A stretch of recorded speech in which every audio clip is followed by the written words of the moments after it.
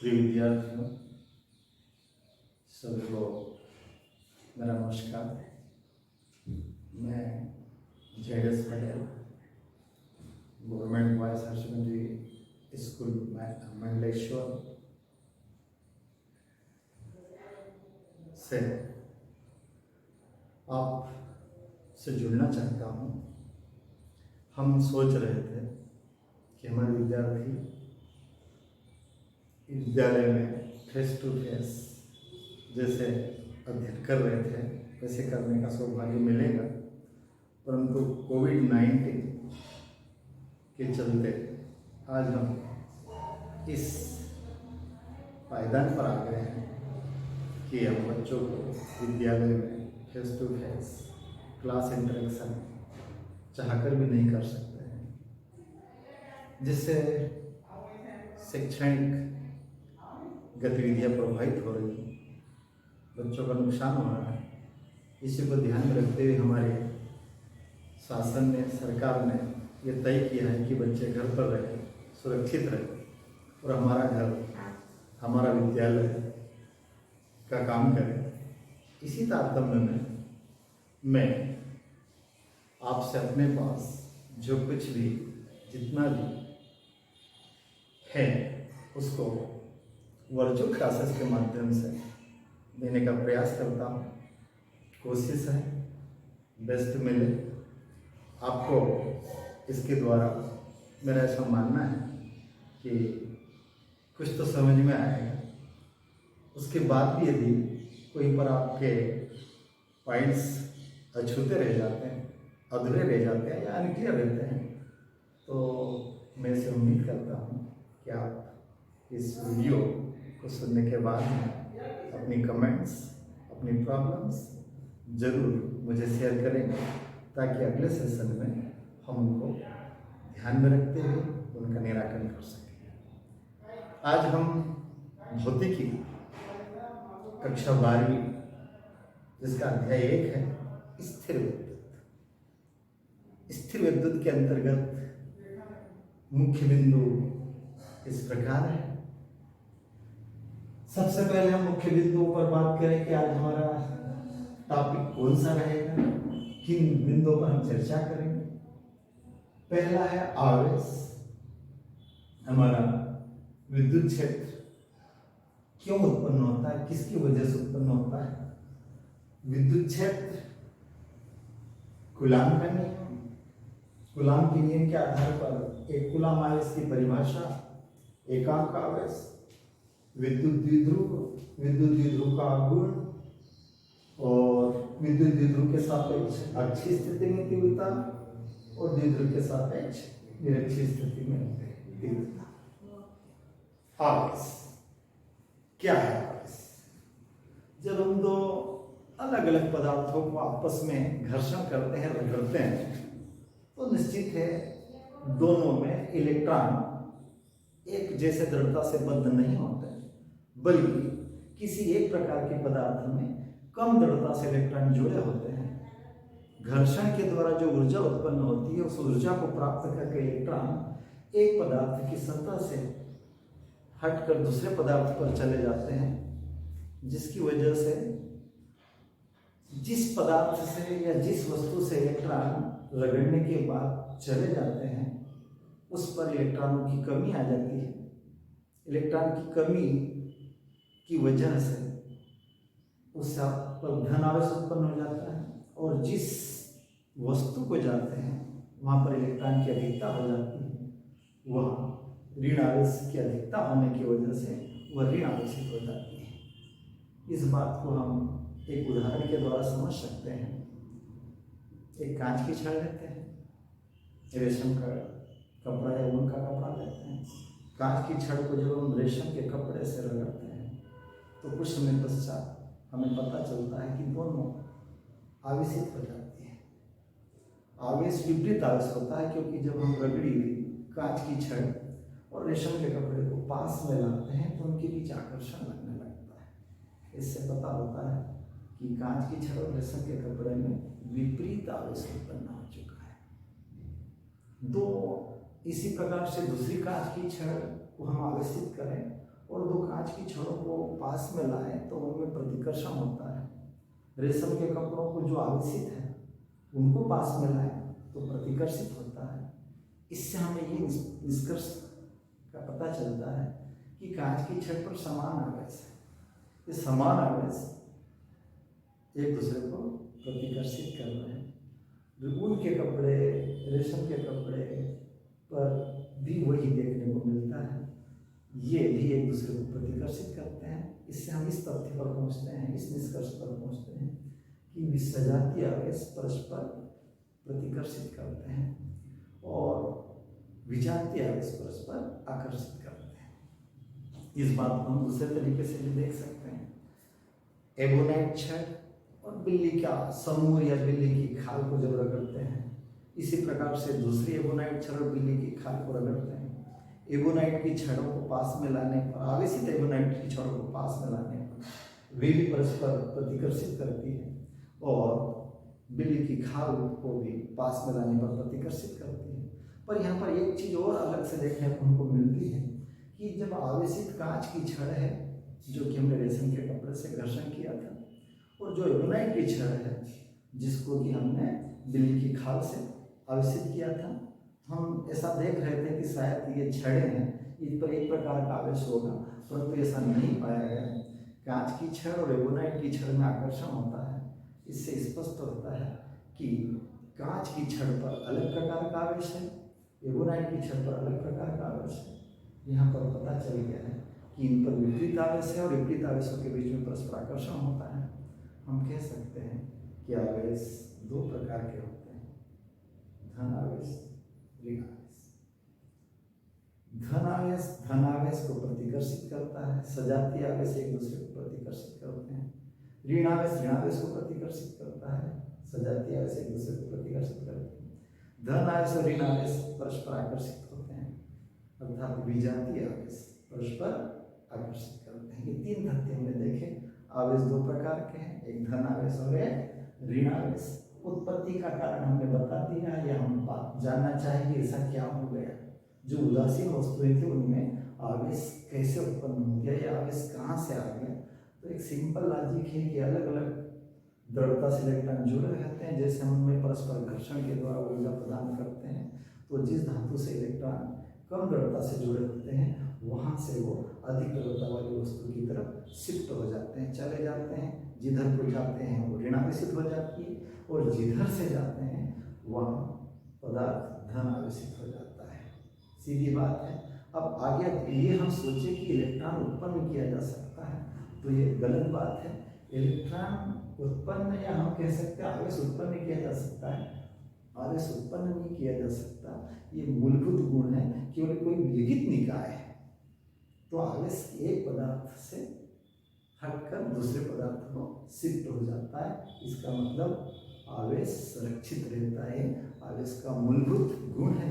दूसरी बात है, आवेश क्वांटीकृत होता है। यह क्वांटीकृत का मतलब होता है कि ये पैकेट के रूप में हम जानते हैं कि या तो वस्तु से एक इलेक्ट्रॉन शिफ्ट होगा, या दो शिफ्ट होगा, या तीन शिफ्ट होगा। इसलिए जिधर से जाएगा वहाँ +1e, +2e, +3 होगा, और जिधर जाएगा वहाँ पर -1e, -2e, -3 होगा। परंतु कभी भी इलेक्ट्रॉन का 1.5, 1.5, 1.25, 100, इस प्रकार की संख्या में ट्रांसफर नहीं होगा। इससे स्पष्ट होता है कि आवेश क्वांटीकृत होता है, और आवेश का मान Q बराबर +-1, +-2e, +-3 इस प्रकार से होता है। तीसरी बात होती है, अब आगे हम थोड़ा सा देखें आवेश के बारे में, तो हम बहुत कुछ जान चुके हैं। कंक्लूजन के आधार पर आवेश दो प्रकार के होते हैं। धन आवेश जो कांच की छड़ पर उत्पन्न आवेश है वो धन आवेश है, और जो एबोनाइट छड़ पर उत्पन्न आवेश है वो ऋण आवेश है। आवेश के मूलभूत गुणों में हमने देखा कि आवेश सुरक्षित रहता है, आवेश क्वांटीकृत होता है। अब हम आवेश के आगे चलते हैं। विद्युत क्षेत्र। विद्युत क्षेत्र किसे कहते हैं? विद्युत क्षेत्र क्या है? जब किसी बिंदु पर कोई आवेश रखा हुआ है तो उस आवेश से विद्युत बल रेखा निकलती है जो कि अदृश्य है, परंतु उस उसको यदि हम जांच करना चाहें तो निश्चित है यदि हम किसी प्रकार का आवेश उस विद्युत क्षेत्र में किसी बिंदु पर रखते हैं तो उस परीक्षण आवेश जो कि हम विद्युत क्षेत्र में किसी बिंदु पर रखने जा रहे हैं या रख रहे हैं उस पर एक बल का अनुभव होता है। जितने क्षेत्र में विद्युत बल रेखाएं हैं या उस जिससे बल रेखाएं निकल रही है उसको हम स्रोत आवेश कहेंगे। स्रोत आवेश और परीक्षण आवेश में अंतर है। स्रोत आवेश में आवेश का परिमाण ज़्यादा होता है और परीक्षण आवेश में हम आवेश का परिमाण बहुत कम लेते हैं।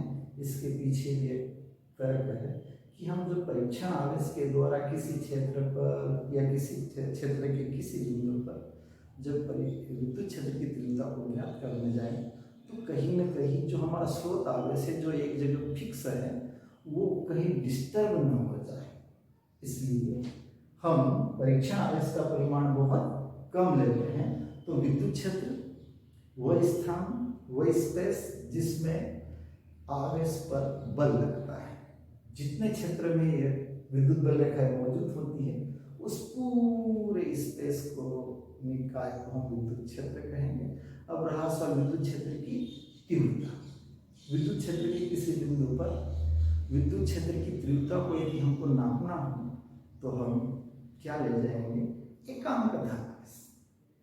एकांक धन आवेश विद्युत क्षेत्र के किसी बिंदु पर लिखा हुआ है, जैसे विद्युत क्षेत्र की तीव्रता विद्युत क्षेत्र के किसी बिंदु पर रखा एकांक धन आवेश और जितना बल लगता है उस बल को हम उस बिंदु पर विद्युत क्षेत्र की तीव्रता कहते हैं।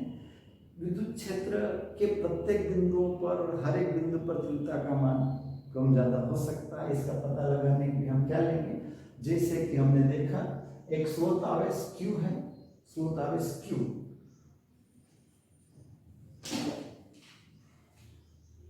स्रोत आवेश Q है और स्रोत आवेश Q पर यदि हम यहाँ पॉइंट P पर एकांक धन आवेश रखते हैं और इस पर लगने वाला बल यदि हमको F लग रहा है, यहाँ पर हमने बिंदु P पर कौन सा आवेश रखा, ये स्रोत चार्ज है, ये परीक्षण चार्ज है। तो यदि हमने बिंदु P पर Q आवेश रखा और Q आवेश पर विद्युत बल कितना लगा, F लगा, तो चूंकि Q कूलाम पर यह बल लग रहा है तो एक कूलाम पर लगने वाला बल कितना होगा, F/Q0। इससे परिभाषा हमारी स्पष्ट हो गई। यदि हम Q0 को 1 करते हैं तो क्या होगा, एक कूलाम पर लगने वाला विद्युत बल। विद्युत क्षेत्र की तीव्रता की परिभाषा स्पष्ट हुई है। यहाँ पर हमने फार्मूले में लिमिट Q टेंड्स टू या Q0 टेंड्स टू 0, यहाँ पर सीधा तात्पर्य है कि इस Q की तुलना में जो जिसको हमने स्रोत आवेश का दर्जा दिया है, हमारे परीक्षण आवेश पर आवेश की मात्रा बहुत कम होना चाहिए। इतनी कम होना चाहिए कि इसको Q आवेश के क्षेत्र में किसी भी बिंदु पर रखने पर इसका स्थान से बद्धता कहीं डिस्टर्ब न हो जाए। चलो हम आगे बढ़ते हैं। विद्युत क्षेत्र की तीव्रता का सूत्र तो हम देख चुके हैं, परिभाषा देख चुके हैं, सिंपल है। विद्युत क्षेत्र के किसी बिंदु पर रखा एकांक धन आवेश जितने बल का अनुभव करता है उस बल को हम उस बिंदु विद्युत क्षेत्र की तीव्रता कहते हैं।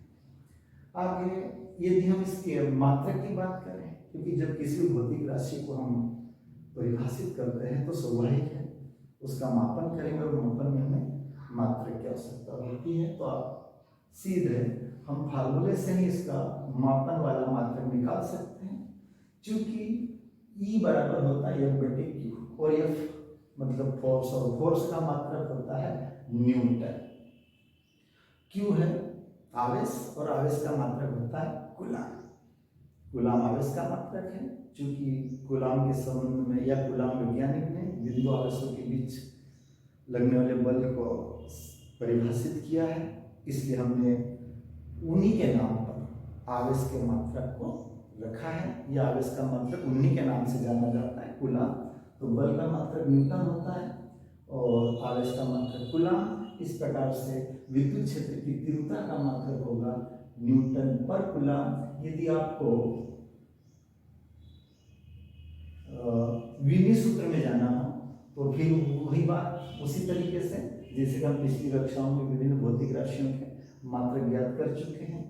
बल का भी वही सूत्र होता है, द्रव्यमान त्वरण, द्रव्यमान m, त्वरण वेग बटे समय, LT-1 डिवाइडेड बाय t अर्थात LT-2।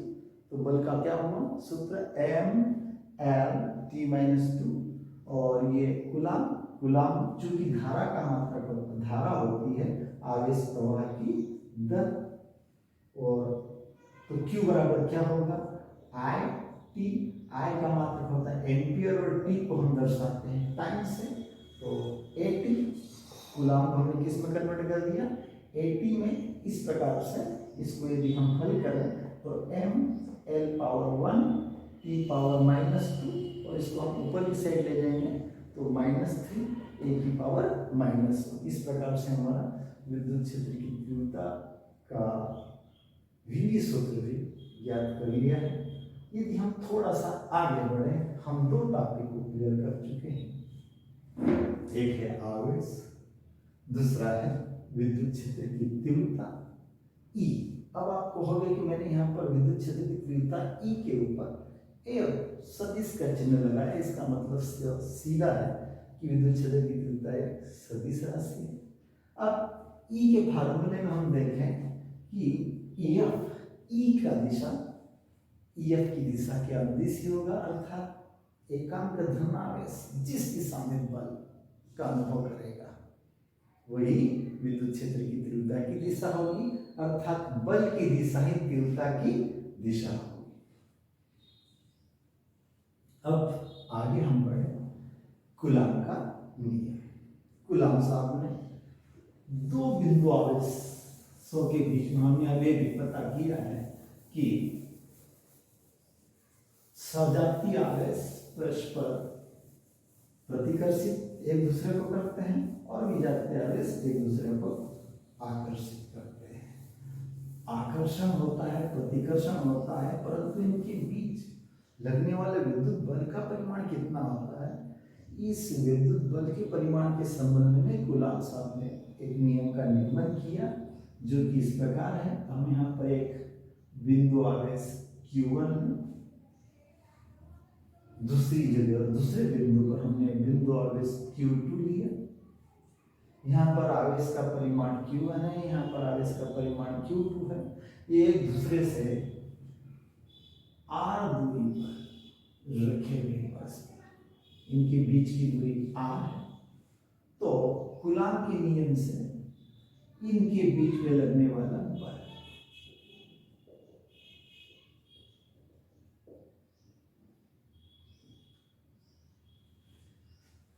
किस पर डिपेंड करता है? सीधी बात है, यदि हम आवेश Q1 को उतना ही रखें और आवेश Q2 को पहले परिमाण की तुलना में दुगना कर दे तो बल दुगना हो जाएगा, तिगुना कर दे तो बल तिगुना हो जाएगा। हमने यहाँ पर Q1 को कांस्टेंट रखा, Q2 के परिमाण को 1 गुना 2 गुना 3 गुना बढ़ाया तो बल का मान 2 गुना 3 गुना बढ़ेगा, अर्थात Q2 पर डिपेंड करता है। इसी प्रकार हम Q2 की मात्रा को कांस्टेंट रखें और Q1 के परिमाण को हम 1 गुना 2 गुना 3 गुना बढ़ाएं तो बल का मान उसी अनुपात में बढ़ जाता है। इससे स्पष्ट होता है कि बल Q1 के परिमाण पर भी डिपेंड करता है, Q2 के परिमाण पर भी डिपेंड करता है, Q1 को बढ़ाने पर भी बढ़ता है, उसके अनुपात में Q2 को बढ़ाने पर भी बढ़ता है, अर्थात इन दोनों पर निर्भर करता है। इसलिए लगने वाला बल Q1 डॉट Q2। साथ ही ये देखा गया है कि दूरी बढ़ने पर प्रभाव घटता है, और एक सार्वत्रिक नियम है कि किसी भी चीज का दूरी बढ़ने पर प्रभाव घटता है। गुरुत्वाकर्षण बल में देखा हमने ना, या न्यूटन साहब ने बोला है गुरुत्वाकर्षण में कि पिंडों के बीच लगने वाला बल दूरी के वर्ग के व्युत्क्रमानुपाती होता है। ये हम क्लास में भी देखते हैं। ये जो फ्रंट लाइन के बच्चे हैं उन पर शिक्षण का प्रभाव टीचर के द्वारा क्लास में जो भी पढ़ाया जाता है, यदि दूरी कम है तो प्रभाव ज़्यादा होता है, तो प्रभाव कम होता है। तो ये जो बल है इनके बीच की दूरी जो R है उसके वर्ग के व्युत्क्रमानुपाती होता है, अर्थात बिंदु आवेशों के बीच लगने वाला बल आवेशों के परिमाणों के गुणनफल के अनुक्रमानुपाती होता है और उन आवेशों के बीच की जो दूरी r है उसके वर्ग के व्युत्क्रमानुपाती होता है। चूंकि व्युत्क्रमानुपाती होता है इसलिए हम f proportional to inversely proportional to 1 by r square, इनको हम संयुक्त रूप में लिखेंगे। f is proportional to q1 q2 divided by r square. हमें पता है कि जब भी हम प्रोपोर्शनलिटी साइन या अनुक्रमानुपाती का चिन्ह हटाते हैं तो एक नियतांक लगाते हैं। चूंकि यहाँ पर अनुक्रमानुपाती का चिन्ह हटाया तो हमने कांस्टेंट k रखा, k बराबर q1 q2 upon r square. यहाँ k का मान यदि अपन चाहें तो इसको k को 1 upon 4 pi epsilon 0 q1 q2 upon r square कह सकते हैं। 4 पाई गणितीय मान है, सांख्यिक मान है, पर यहाँ पर एक नया मेहमान आ गया एप्सिलॉन 0। एप्सिलॉन 0 है निर्वात वायु है या निर्वात है। जब दो बिंदु आवेश को हम हवा में या निर्वात में एक दूसरे से r दूरी पर रखते हैं तो ये एप्सिलॉन 0 है वायु या निर्वात की विद्युत स्थिरता। 1/4 पाई एप्सिलॉन 0 के और इसका मान प्रायोगिक तरीके से प्राप्त हुआ है 9 गुणित 10 की घात 9। मात्रक आप चाहो तो अपन निकाल देंगे, क्योंकि एप्सिलॉन 0 का इसका k का मान है तो इसका मान होगा, चूंकि k को हम यहीं पर रखें तो f और r square q1 q2। f का मात्रक क्या होगा न्यूटन, r स्क्वायर का मात्रक क्या होगा मीटर स्क्वायर। तो हम कह सकते हैं Newton metre square divided by q1 q2 तो कूलम स्क्वायर अर्थात m स्क्वायर c माइनस 2, ये इतना मान होता है k का। हम 1/4 पाई एप्सिलॉन 0 को 9 क्रॉस 10⁻⁹ के बराबर रखते हुए भी केवल एप्सिलॉन 0 का मान भी निकाल सकते हैं और उसका मान भी हम लिख सकते हैं। यहां पर अपन कूलम का नियम देख चुके हैं, क्या हुआ विद्युत बल बिंदु आवेशों के परिमाणों के गुणनफल के अनुक्रमानुपाती, उनके बीच की दूरी के वर्ग के व्युत्क्रमानुपाती होता है। और विद्युत बल का मान माध्यम पर भी डिपेंड करता है, k पर भी, जहाँ पर हमने प्रोपोर्शनलिटी साइन किया।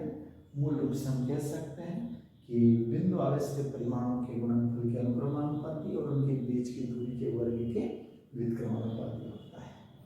आगे हम बात करें, यदि कूलम के नियम के द्वारा हम एक कूलम आवेश या एकांक आवेश को परिभाषित करना चाहे तो वो भी कर सकते हैं। चूंकि अभी पेपर में कूलम के नियम का गणितीय व्यंजक देखा, F = 9 cross 10⁻⁹ q1 q2 upon r square. हमारा लक्ष्य है q का मान एक कूलम प्राप्त करना। तो आओ कुछ हमेशा उपाय करें कि समीकरण में q = या 1 आ जाए या ±1 आ जाए। इसके लिए हम अपने तरीके से EF का मान, EF की वैल्यू 9 गुणित 10 की घात 9 न्यूटन मान लें।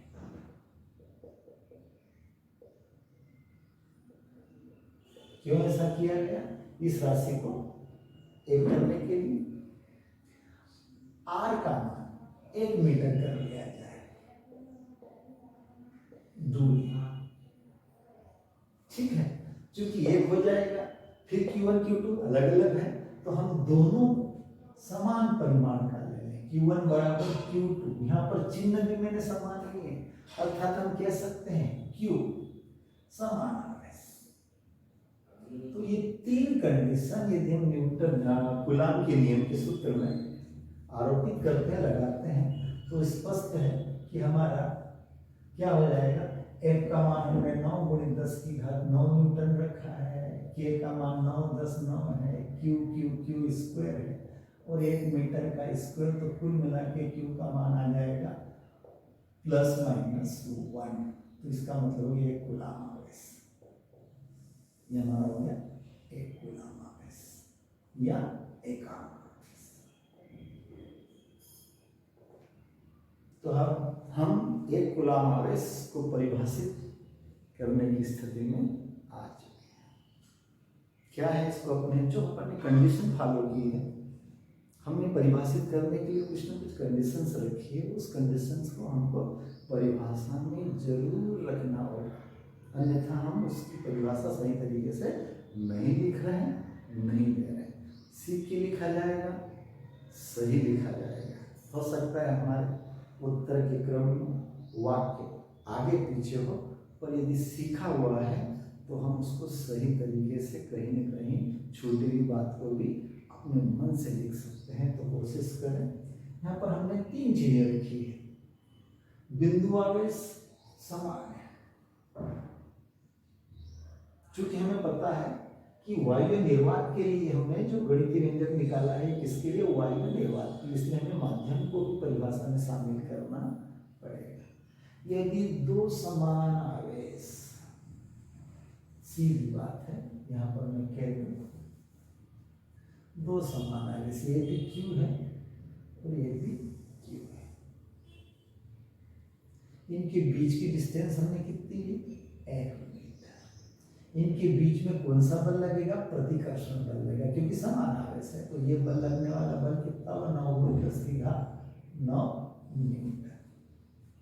तो यदि 2 समान आवेश ले लिया हमने, समान आवेश से कंडीशन कंप्लीट। वायु या निर्वात में एक दूसरे से 1 मीटर दूरी पर रखे हों और यदि वे एक दूसरे को 9 × 10⁻9 न्यूटन बल से प्रतिकर्षित करें, तो उनमें से प्रत्येक आवेश एकांक आवेश होगा, एक कूलाम आवेश। मुझे आशा है कि आपको एकांक आवेश की परिभाषा अच्छे से समझ में आ गई होगी। हमें इसमें 4 बातों को ध्यान में रखना है। वायु या निर्वात को भी शामिल करना है, समान आवेश भी बोलना है, बल 9 × 10⁻9 न्यूटन और प्रतिकर्षण बोलना है, क्योंकि समान आवेशों में प्रतिकर्षण होता है। एक बार वापस रिकेप कर दी जाए। यदि 2 समान आवेश वायु निर्वात में एक दूसरे से 1 मीटर की दूरी पर रखे हो और वे एक दूसरे को 9 × 10⁻9 न्यूटन बल से प्रतिकर्षित करें, तो उनमें से प्रत्येक आवेश का परिमाण 1 कूलाम होगा, ये एकांक आवेश होगा। इस प्रकार से हम एकांक आवेश को भी देख चुके हैं, समझ चुके हैं। अब आती है अगली बारी, ये अगला बिंदु आता है हमारा विद्युत द्विध्रुव और विद्युत द्विध्रुव का आगमन। तो विद्युत द्विध्रुव क्या है? विद्युत द्विध्रुव वो निकाय है जिसमें 2 समान किंतु विपरीत, परिमाण समान है परंतु विपरीत प्रकृति है, -q + q, एक दूसरे से अल्प दूरी 2l भी ले सकते हैं। आजकल CBSE में इसको 2a भी दिया गया है। यदि 2 समान परिमाण के विजातीय आवेश -q +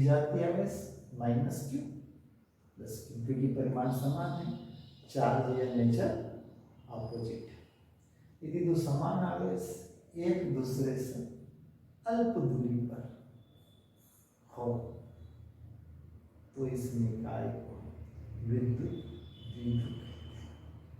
यहाँ पर परिमाण सदैव समान होता है, उसको जब हम आगे पराविद्युतांक या पराविद्युत माध्यम में ध्रुवता होती है, जब उसका अध्ययन करेंगे तब पता चलेगा। क्योंकि जब किसी भी हम उचालक पदार्थ को विद्युत क्षेत्र में रखते हैं तो उसके परमाणु या अणु में इलेक्ट्रॉन विद्युत क्षेत्र की दिशा, जिधर विद्युत क्षेत्र का धन चार्ज होता है उसकी तरफ थोड़े से विस्थापित हो जाते हैं।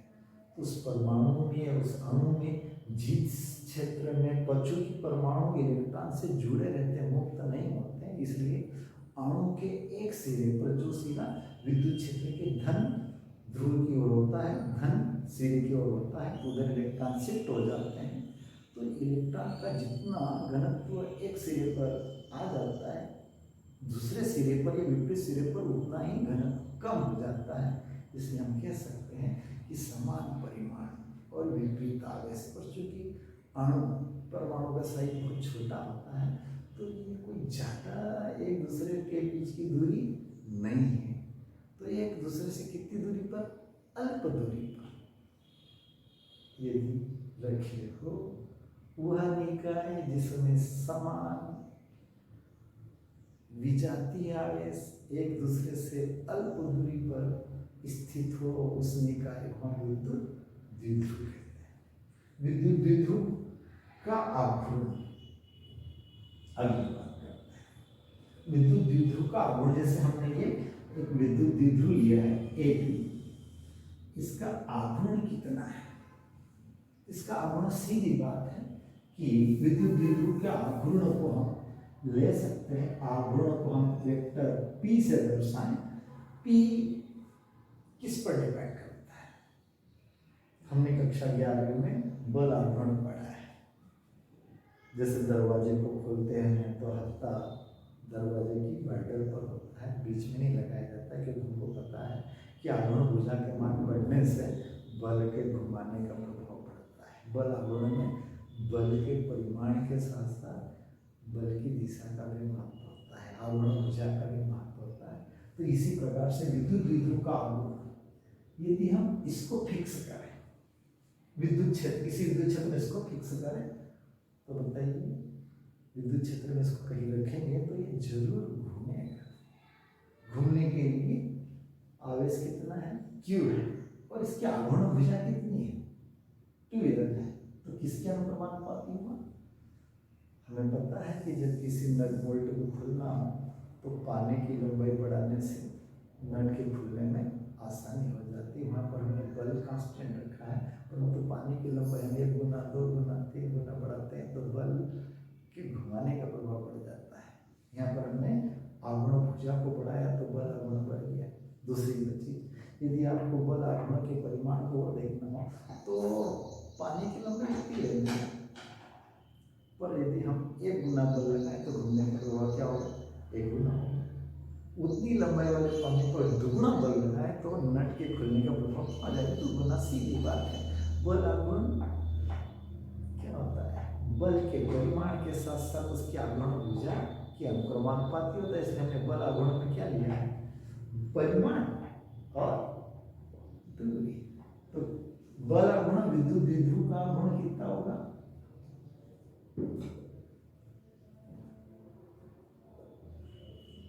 जिसे हम P से कहेंगे, और P बराबर होगा, यहाँ आवेश का परिमाण हम कितना लें, Q, और इनके बीच की दूरी 2L। चूंकि बल आघूर्ण सदिश राशि है तो इसके ऊपर चिन्ह लगाना लाजमी है। यहाँ पर Q तो अदिश राशि है, यहाँ पर रहेगा 2L के अनुदिश। अब आप कहोगे सर 2L के अनुदिश तो है P, ये 2L है, 2L के अनुदिश इधर भी हो सकता है, इधर भी हो सकता है। तो यहाँ पर ध्यान देने वाली बात है, P का जो दिशा होती है वो किधर से किधर निर्देशित होती है, ऋण आवेश से धन आवेश की ओर।